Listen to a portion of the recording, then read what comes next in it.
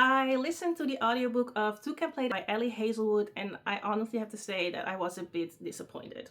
It wasn't necessarily that it was super bad, but it also wasn't really good. And while I was listening to it, I thought to myself, if it wasn't a novella and if it wasn't so short and if I wasn't listening to it while on a very long train commute, I probably would have DNF'd it.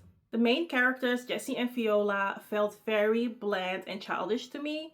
In the story, they are both in their 30s, in their early 30s, and the way that they were thinking and the way that they were communicating, it felt very 20-ish, end of teenage years, college-y to me. It didn't feel like to adults. I'm really against stories being marketed as enemies to lovers, and then when you read it, it's not so much that they are enemies, they just dislike each other, but also not really. It's more of a year-long, long-standing miscommunication to lovers situation. Because if I go into a book thinking that it's enemies to lovers, then I really want these people to have some deep-rooted animosity towards each other. I want them to really hate that person's face, can't stand that motherfucker. That's not what it was.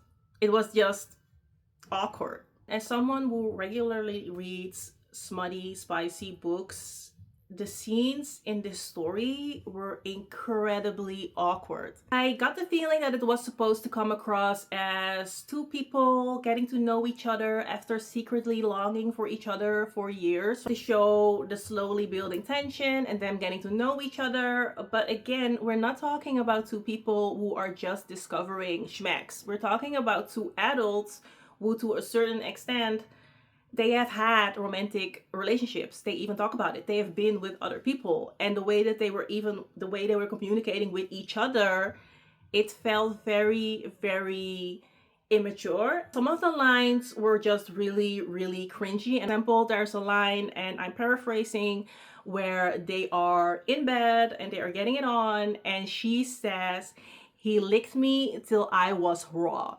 I'm sorry, but just sounded horrible. It sounded just painful and not sexy at all. I know that Ali Hazelwood has gotten some criticism on the way that she writes steamy scenes before, but it has never bothered me actually. I've always been a bit okay with how she writes it, and this was the first time where I thought, oh no, oh no, no, no, no, no, no, no, no, no, no, no. Short. This is a fine audiobook to listen to if you're looking for a quick spicy read on your commute or while you're doing the cleaning around the house. It's best if you don't go into it with very high expectations. The jokes felt a bit flat to me, and I actually thought that the side characters were actually more interesting than the main characters. I wasn't really feeling this book, hoping that the next one will be more up my alley.